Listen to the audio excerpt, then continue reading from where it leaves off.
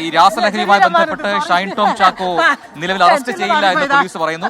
ലഹരി പരിശോധനയ്ക്കിടെ ഹോട്ടലിൽ ഇറങ്ങിയോടെ ഷൈൻ ടോം ചാക്കോയെ തമിഴ്നാട്ടിൽ നിന്ന് കണ്ടെത്തിയെന്നും പോലീസ് അറിയിച്ചു.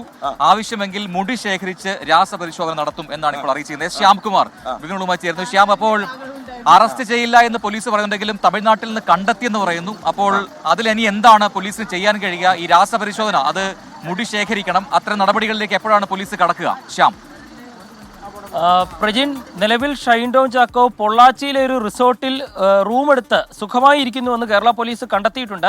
ഷൈൻ ടോം ചാക്കോയെ പുറകെ പോയി പിടികൂടേണ്ട എന്ന് തന്നെയാണ് കേരള പോലീസിന്റെ തീരുമാനം.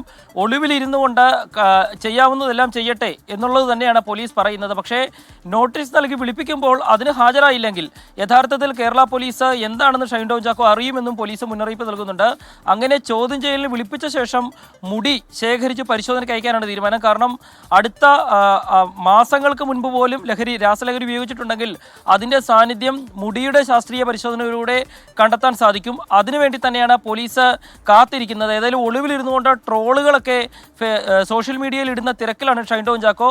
പോലീസ് ശാസ്ത്രീയമായ പരിശോധനകളുടെ തിരക്കിലുമാണ്. അതുകൊണ്ടാണ് ഷൈൻ ടോം ചാക്കോയുടെ പുറകെ പോകേണ്ട എന്ന തീരുമാനത്തിലെത്തിയിരിക്കുന്നത്. മറ്റൊരു കാര്യം, പോലീസ് സംഘം ഹോട്ടലിലെത്തി ഷൈൻ ടോം ചാക്കോയുടെ റൂമിൽ മുട്ടുമ്പോൾ ഇവിടെ സർവീസ് വേണ്ട എന്നാണ് ഷൈൻ ടോം ചാക്കോ പറഞ്ഞത് എന്നാണ് ഈ പോലീസ് ഉദ്യോഗസ്ഥർ പറയുന്നത്. ഏതായാലും ആ ഹോട്ടൽ റൂമിലുണ്ടായിരുന്ന പാലക്കാട് സ്വദേശിയായ മേക്കപ്പ് ആർട്ടിസ്റ്റിനെയാണ് പോലീസ് സംഘം ചോദ്യം ചെയ്യുകയും മൊഴി രേഖപ്പെടുത്തുകയും ചെയ്തിട്ടുണ്ട്.